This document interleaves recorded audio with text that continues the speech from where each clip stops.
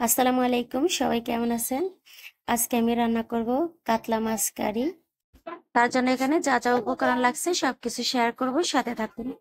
এখানে আমি কাতলা মাছ 7 টুকরো কেটে তারপরে ধুয়ে রেখেছি। এখন দিয়ে দিলাম লবণ স্বাদ মতো।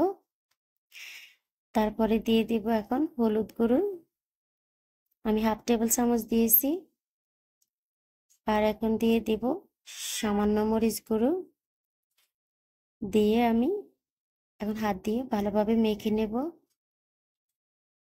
যে মাখানো হয়ে গেছে, মাছগুলোকে আমি বেছে নেব। দিয়ে দিলাম আমি তেল, আমি এখানে অল্প তেল দিয়েছি। তেলটা গরম হয়ে গেছে, দিয়ে দিব মাছ। আমি 3 পিস দিয়ে দিলাম। এগুলো আমি উল্টিয়ে পাল্টিয়ে তারপরে ভেজে নেব।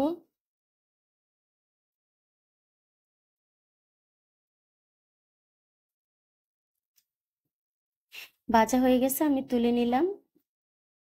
একইভাবে আমি বাকি মাছগুলো ভেজে নেব।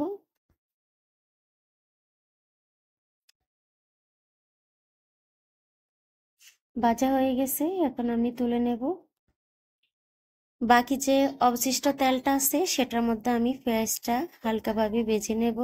এখানে আমি প্রায় 1 কাপের মতো পেঁয়াজ দিয়েছি। ইচ্ছা আমার আর একটু তেল লাগবে, আমি একটু তেল দিয়ে দিব।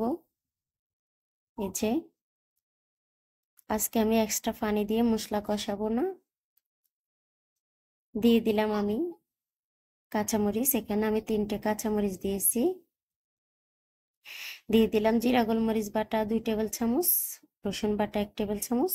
দিয়ে আমি হালকা করে নেড়ে ছেড়ে দেব। তারপরে দিয়ে দিব এখন হলুদ গুঁড়ো। এখানে আমি হাফ টেবিল চামচের চেয়ে একটু বেশি হলুদ গুঁড়ো দিয়েছি। আর দিয়ে দিলাম স্বাদ মতো লবণ। এখানে দিলাম সামান্য মরিচ গুঁড়ো। দিয়ে আমি মশলাটাকে কষিয়ে নিব। এই যে আমার কষানো হয়ে গেছে, এখন আমি পানিটা দিয়ে দিব।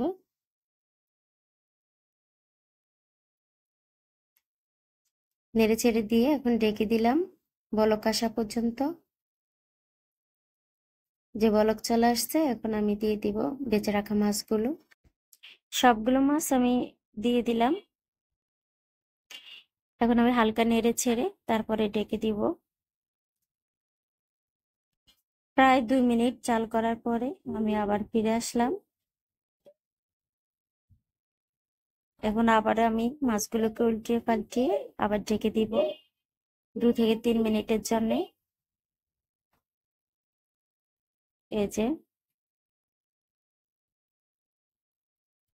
আমার মাছটা অলরেডি হয়ে আসছে, কিন্তু আমার ঝোলটা যেহেতু বেশি, সেজন্য আমি চুলার হিটটাকে বাড়িয়ে তারপরে আমি ঢাকনা ছাড়া রান্না করব প্রায় 2 থেকে 3 মিনিট। এখন দিয়ে দিলাম ধনিয়া পাতা কুচি। অলরেডি হয়ে গেছে, এখন আমি চুলাটা বন্ধ করে দেব। তার আগে বলছি, আপনারা চাইলে ঝোলটা আরো বাড়িয়ে নিতে পারেন, আর ইচ্ছা করলে আর একটু কমিয়ে রাখতে পারেন, সমস্যা নেই। আমি ঝোল আর কমাবো না। আমার ভিডিওটি আপনাদের কাছে ভালো লাগলে লাইক কমেন্ট শেয়ার করে দেবেন। আর যারা নতুন তারা একটা সাবস্ক্রাইব করে দেবেন। আপনাদের একটা লাইক আমার ভিডিওটি অন্য আরেকজনের কাছে পৌঁছে দিবে। আজ এই পর্যন্ত, সবাই ভালো থাকবেন। আল্লাহ হাফেজ।